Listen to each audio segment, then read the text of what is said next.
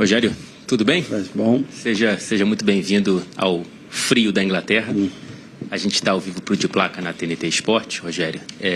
Queria primeiro te perguntar como que está sendo, né, essa experiência que a gente vê tantos sorrisos nos registros da interação entre os dois elencos ontem com o Manchester City. Acho que muita gente encontrando ídolos, né? E muito trabalho também nessa pré-temporada. Queria saber as suas impressões desses primeiros dias aqui na Inglaterra. Boa tarde, para mim é um prazer enorme estar aqui. Para a gente tem sido fantástico, uma experiência não só profissional, mas uma experiência de cunho social, de interatividade, eu acho, né? E a gente agradece muito a receptividade que a gente vem tendo aqui por parte de todos, desde o grupo principal do City até todas as pessoas que nos atendem. Eu acho que é uma experiência única para esses atletas. Muitos não tinham ainda saído do país para ter uma experiência internacional e ter a primeira oportunidade na Inglaterra, num centro de treinamento fantástico como esse, com jogadores que acabaram de ganhar um campeonato mundial com 5 taças nesse ano.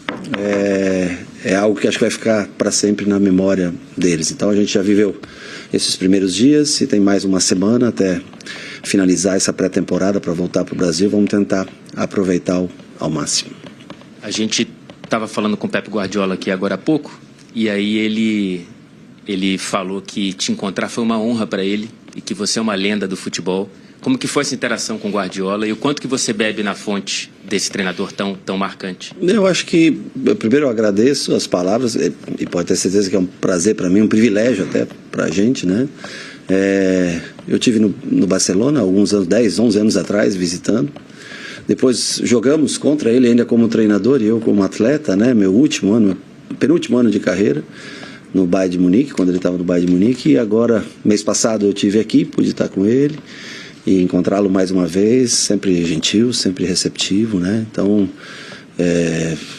o melhor treinador do mundo, e eu acho que a gente sempre tem coisas positivas de sistemas de jogo, como se joga, das maneiras alternativas de jogo para tentar, logicamente, elevando o nível de atletas cada vez mais do Bahia e tentar encaixar similaridades de jogo, mas é um privilégio, logicamente, para todos nós poder encontrá-lo.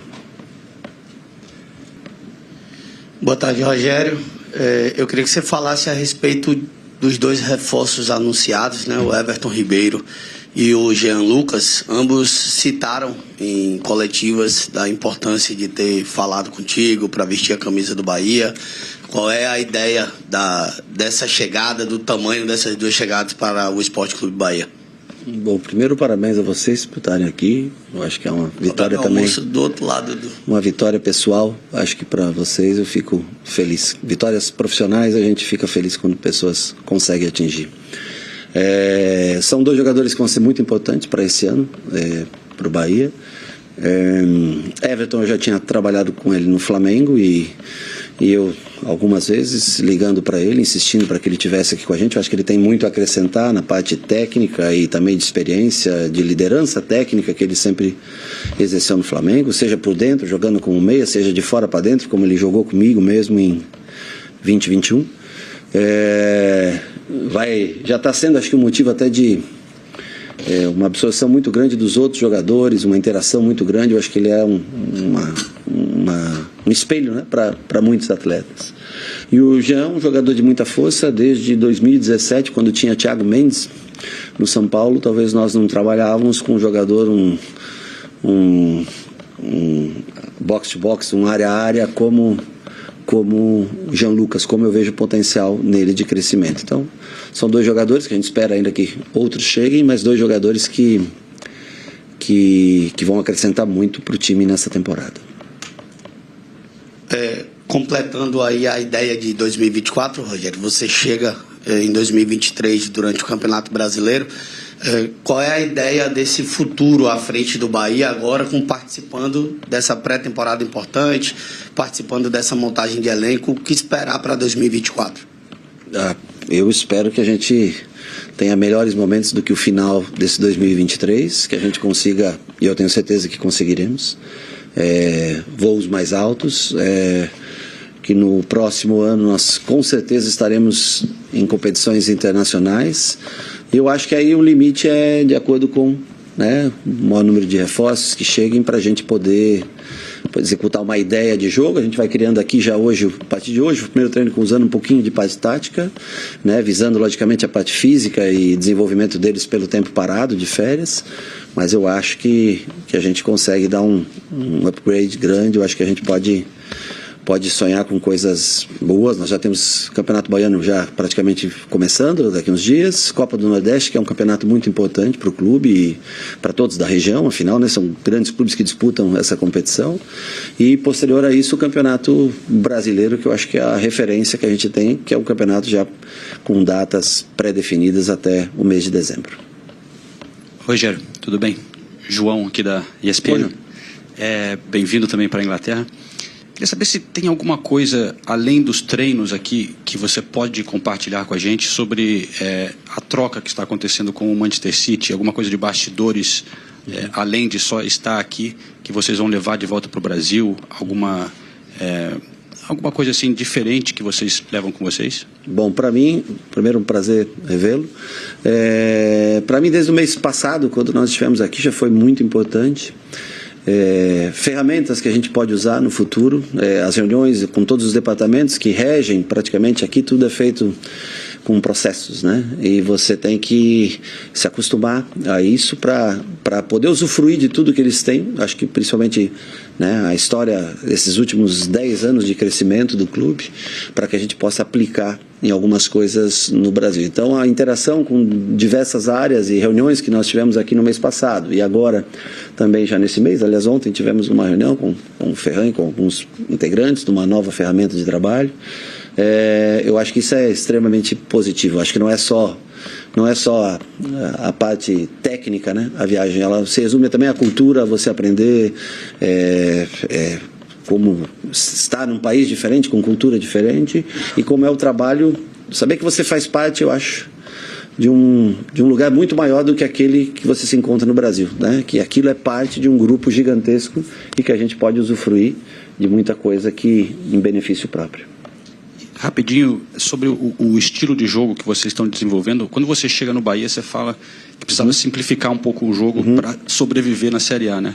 Agora, qual é a sua meta em termos de, como é que você descreve a sua ambição para o estilo de jogo do Bahia? De ter um estilo de jogo com mais, aliás, acho que pela característica dos jogadores que a gente tenta contratar, eu acho que se define um pouco de ter mais esse controle de jogo, mais bola, que é o que a gente sempre, nos outros times que nós trabalhamos, nós conseguimos ter. Então, acho que é aumentar o nível técnico, a qualidade técnica desses jogadores, para que a gente tenha um pouco mais de tempo com a bola. Porque é muito simples, se você não está com a bola, o adversário está e você está sofrendo uma cana. Então, que a gente consiga aumentar esse tempo de controle de jogo, com as peças que a gente está trazendo, e consiga ser, não ser tão coadjuvante dos jogos, né, e sim mais dono dos jogos no ano de 2024. Rogério, boa tarde. São 12 dias aqui em Manchester, né, fazendo essa pré-temporada, e 2 reforços anunciados. Até que ponto você esperava contar com mais reforços? Até que ponto você acha que era importante ter mais peças ou estar dentro de um planejamento? E aí eu incluo nessa pergunta o caso de centroavante, que a gente acaba perdendo o Mingote, que deixou o clube, e hoje de ofício, mesmo o Ratão podendo fazer também a função, a gente só tem o Everaldo. Então, até que ponto você esperava mais reforços nesse início?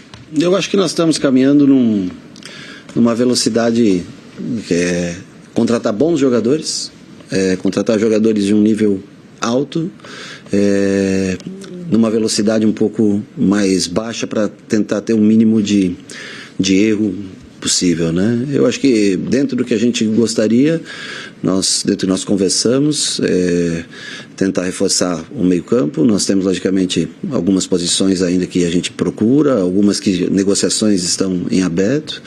Claro que a gente sempre é importante ter desde o começo, mas eu acho que há tempo durante o mês de janeiro e fevereiro para ter uma rotatividade grande de jogadores para alguns jogos, e devagarinho nós vamos contratando e encaixando esses jogadores, se não for possível aqui na pré-temporada, mas são situações que estão bem encaminhadas e que eu acredito que vão acontecer e vão fazer com que o Bahia fique cada vez mais forte até a a fase decisiva de Campeonato Baiano e de Copa do Nordeste. Mas nada que fuja do planejamento, nada que nos deixe preocupado. O que nós temos aqui hoje é suficiente para a gente começar a competição e um ou outro jogador possivelmente chegarão para que a gente se reforce para o restante do ano. E eu queria que você falasse um pouco dessa relação com a torcida que está eufórica com esse momento, né? A Bahia vindo a Manchester, acompanhar esses jogadores, no embarque de vocês aqui para a Europa. Eu acho que é um momento, eu acho que começou com aquele último jogo de Campeonato Brasileiro, onde muda-se a trajetória, onde o Bahia se mantém na Série A. Eu acho que o Grupo City sempre falou de investimentos futuros. E nós estamos tentando fazer o melhor para qualificar cada vez mais o elenco, né? Além das peças que já estavam aqui, que renderam bem no ano passado, tentando qualificar, como exemplo, o Everton e o Jean. E eu acho que isso claro que não é um título, não é uma coisa para se comemorar, mas diante da circunstância que nós nos encontrávamos na última rodada, eu acho que o torcedor ficou mais alegre, mais eufórico e não quer mais passar por uma situação como essa. Então, assim, todos no Brasil estão se reforçando bastante. É um mês onde a Liga aportou bastante dinheiro para os clubes. Eu acho que muitos estão se reforçando. É um campeonato que deve ser mais disputado ainda no próximo ano. E a gente espera, eu tenho convicção, que a gente possa entregar um grande ano para o Bahia, talvez... na minha convicção, o melhor ano dos pontos corridos. Em português, desculpa. I lost my place on the page. Peço desculpas, professor. As a child inspired by the 1982 Seleção, Rivellino, Gerson, those types of players, and a lot has changed in modern football, and the best football... Ai, português, né? Desculpa, cognitive load. Não, Para mudar as direções, tem que puxar a questão é sobre a pergunta sobre os grandes exemplos da década de 80, 90, 70, até que foram indicados. Estou em português agora. Toca, filme, toca. Muito tem mudado no futebol moderno, e hoje o melhor futebol mais lindo, o jogo bonito, é o futebol de Pep Guardiola. Assim, então... queria saber, e Pep Guardiola revolucionou o futebol inglês, ele revolucionou o pirâmide do futebol inglês, mas quando você pergunta ao professor Pep, ele é muito humilde em relação ao efeito, mas na minha opinião, realmente o Pep revolucionou. Eu gostaria de saber sobre a influência que o futebol de Pep teve no seu estilo de jogo e visão. Eu concordo, realmente é o futebol mais bonito. Em relação no Brasil, a gente tem uma dificuldade, um desafio em relação à qualidade, porque a maioria dos nossos jogadores da maior qualidade jogam na Europa, na Premier League, a maioria. E o que é muito diferente de fazer um estilo de jogo no Brasil é uma diferença de temperatura, de clima e do gramado. O futebol aqui é muito rápido, é muito intenso, os campos são diferentes, então o ritmo do jogo, a intensidade do jogo é muito diferente. Por exemplo, estamos com pré-temporada aqui, é 3 graus, na Bahia a gente está treinando com 33 graus. Então, eu acho que assim, essa é uma dificuldade. Porém, eu acho que a seleção brasileira pode se beneficiar muito desses jogadores brasileiros. Aqui, 90% dos selecionáveis da seleção, como o Ederson aqui no City, joga na Europa. E eu acredito que sim, pode aprender muito de Pep. Se fala de geração dourada do futebol brasileiro, como os Pelé da vida, ou a seleção de 82, e eu acho que é bom, assim, você pode imitar, emular outros técnicos, outro estilo. E a seguinte pergunta era sobre vendo que o tamanho do City Group, aqui é a sede global do City Football Group, e o Pep fica no topo desse pirâmide. Então, seria sobre o diferente de estilos. E o Pep Guardiola, ele não só está no topo do pirâmide do City Football Group, ele está no topo do futebol mundial. E, assim, tem estilos diferentes, mas não é só o City Football Group que Pep existe no topo, é no futebol mundial também. Mais ou menos isso. Pergunta aqui. era sobre se tiver a oportunidade assistir o treino do Manchester City e se pudesse levar algum jogador do City para jogar na Bahia, qual seria?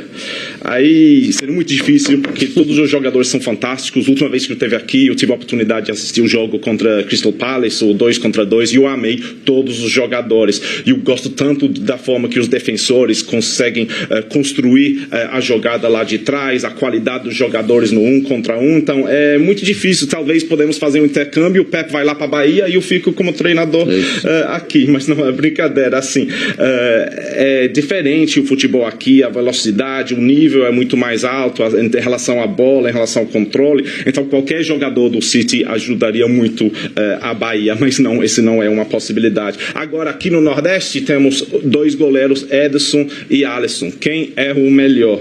Agora é muito difícil porque o Alisson e Ederson, os dois são goleiros do nível seleção.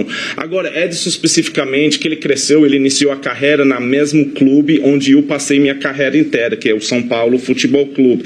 E o Ederson, ele cresceu, ele se desenvolveu como goleiro, olhando de um tipo de jogo que é jogar com os pés. E ele mudou o mundo do jogador dos goleiros. Então agora, eu não sei melhor, ele ganhou o título de melhor goleiro do mundo, e Ederson com certeza é top 3, top 5 dos goleiros do mundo. Assim, ele muda de temporada após temporada, mas em relação a construir jogadas de trás da defesa, ele é o melhor do mundo. Agora, com o técnico da seleção, o Diniz, ele foi o titular da seleção brasileira. Recentemente mudamos de técnico da seleção brasileira, então não sabemos quem seria o titular do goleiro.